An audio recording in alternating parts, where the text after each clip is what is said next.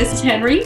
He's a 6-year-old Cavalier King Charles Spaniel. He was actually a Christmas gift. Yes, a big surprise. Yes. Santa brought him on a sleigh. When we got him, he was super energetic, just like a puppy, super playful, super loving. I guess when he was about 20 months old, Yes.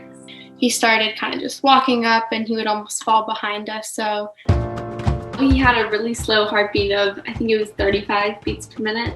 We learned it should have been like 120 beats a minute, so it was a fraction of what it should have been. We visited with our regular veterinary and they diagnosed him with complete heart block, and then he was referred to CVCA Cardiac Care for pets. So I first met Henry after one of my colleagues had diagnosed him initially with complete AV block. So essentially a problem where the top heart chambers aren't communicating appropriately with the bottom heart chambers electrically. And that was causing, the risk for Henry to have problems like fainting, weakness, collapse, that kind of thing.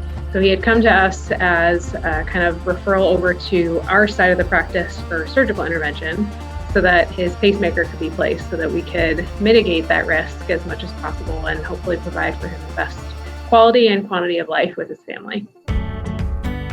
So a pacemaker, by providing a more appropriate heart rate for that animal, allows blood flow to be pumped to your vital organs, your brain, your muscles, so that you can actually function like a normal animal. The most frequent thing that owners report is, I can't believe how much energy he has now. I didn't realize how sick he was. If you get 3-4 weeks post-operatively, those dogs always feel better. That's the nice thing about a pacemaker. They're very reliable. It's a fix. Once you get through the procedure and a couple weeks out, then it's a pretty permanent fix for the problem. we don't really notice a difference at all with Henry and his day-to-day activities. He's still just a normal dog. Yeah, he continues to run around, goes for walks, and he plays all the time. Fast forward, he's doing great. And specialty medicine doesn't exist without primary veterinary care. It needs to be a collaborative process, so that's how it works best. We really value the referring veterinarians that we work with. They not only provide for us exceptionally well worked up cases, they provide so much of the follow-up that is necessary to ensure great care and appropriate management, both post-operatively for things like pacemakers, but just generally for all of our cardiac patients.